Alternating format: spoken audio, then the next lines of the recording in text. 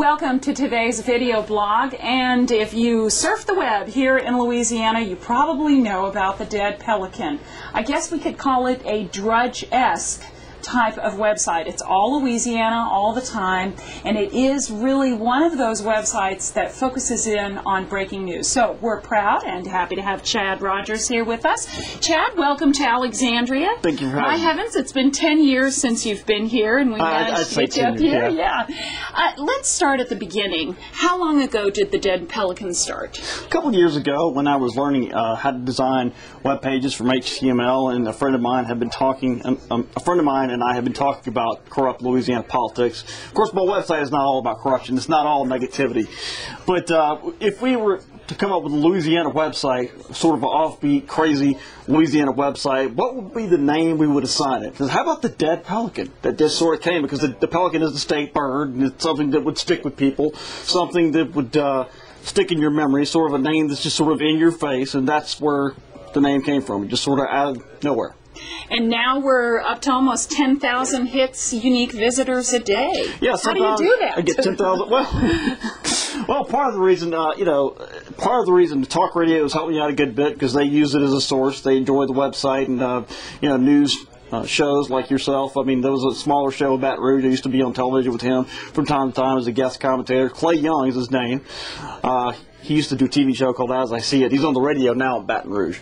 But so down there I get some play. Some of the talk radio hosts mention my site on a regular basis because they get a lot of news from my website. And they source it, and it's kind of this online thing. That's right. And so that started, what, 4 years ago? 3 years ago? No, that's maybe 2. Okay. Maybe. Now you've become this tour de force, I'll call you, in the online industry. Let's dub it right here and there. And what you have is a site that's constantly updated, and you link not for the past few hours because I've been on the highway coming to see Michelle. There you go.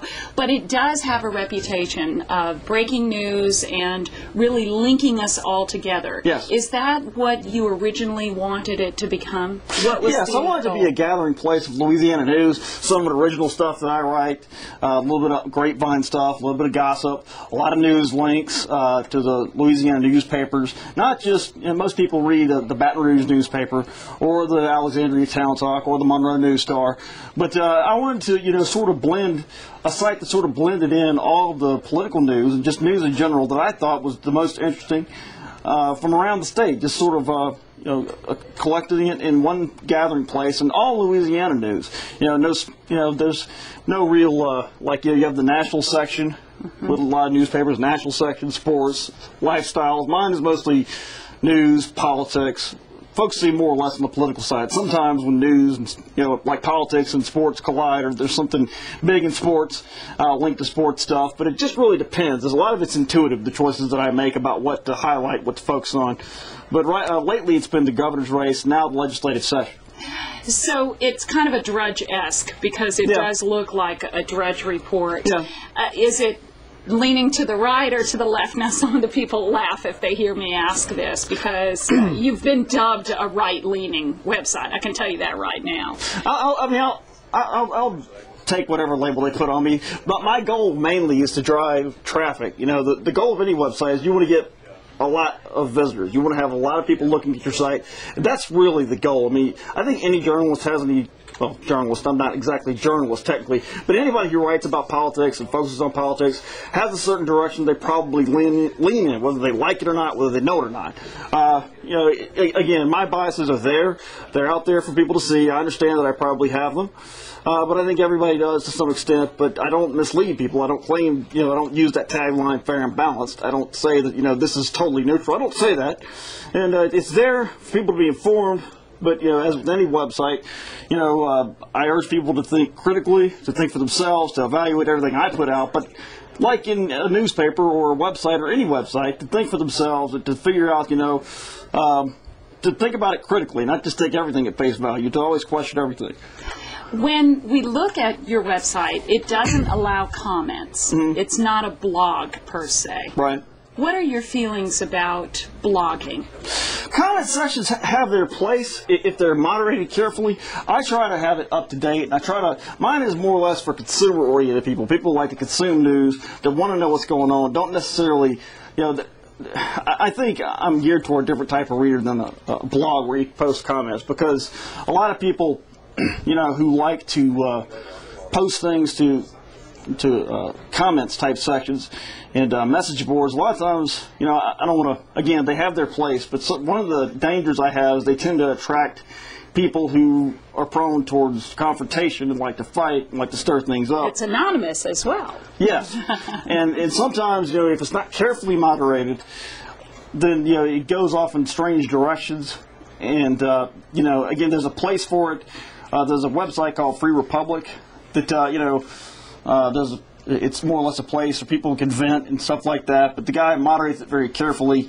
It's just a different type of website. It's nothing against comment sections, but again, I think I'm geared towards more a different kind of audience, and I think I've found it. So, if somebody goes to your website for the first time this evening as a result of hearing or seeing this, what do you expect them to learn on it? Learn? I just want them to look at Louisiana, the current state that it's in, as I perceive it, and as it's given to us through the news that I have linked. And the whole idea is that Louisiana. One of the things that prompted this is Louisiana's rankings.